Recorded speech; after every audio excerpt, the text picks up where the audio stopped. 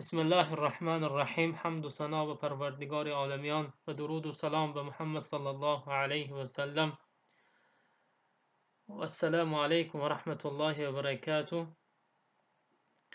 از سلسله های درس حدیث رمضانی امروز حدیث ابی هریره را میگیریم. عن ابی هریره رضی الله عنه قال قال رسول الله صلی الله علیه و سلم من صام رمضان ایمانا و احتسابا غفر له ما تقدم من ذنبه. متفق علیه. ابو هریره رضی الله عنه روایت کرده میگویند که رسول الله صلی الله علیه و سلم گفتند شخص ماه رمضان را از روی ایمان و امید ثواب روزه دارد، گناههای گذشته اش بخشیده می شود. با روایت بخاری و مسلم. برادران و خواهران، هر شخصی که ماه رمضان را با ایمان کامل و به امید ثواب مغفرت پروردگار روزه دارد، خداوند البته گناهان او را می بخشد. البته این یک رحمت پروردگار به بندگانش که با راه و عملهای گوناگون بندگانش را می بخشد.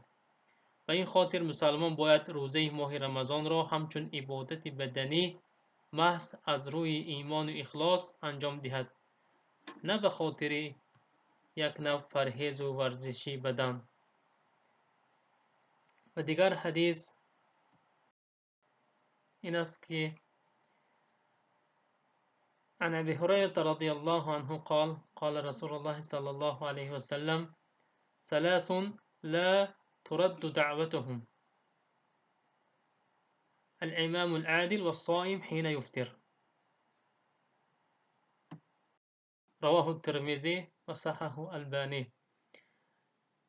در این حدیث ابو هریره رضی الله عنه روایت کرده میگویند که پیامبر صلی الله علیه و سلم گفتند دعوت سه نفر مستجاب می شود. یکمی آن امام عادل یعنی پادشاه عادل باشد و دومینش این روزداری که وقت افطار دعا میکند.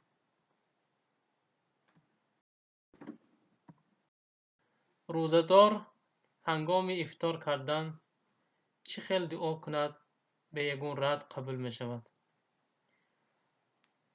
برای اجابت دعا وقتها و لحظه هایی است که اگر انسان در آن فرصت ها با اخلاص دعا نماید، دعاش البته مستجاب می شود.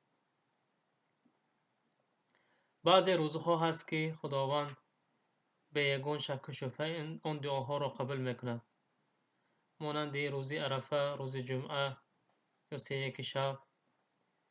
این وقتها وقتهای اجابت دعا است. اینچنین روزدار اگر هنگام افطار نمودن با اخلاص و محبت دعا نماید، البته دعایش مستجاب می شود.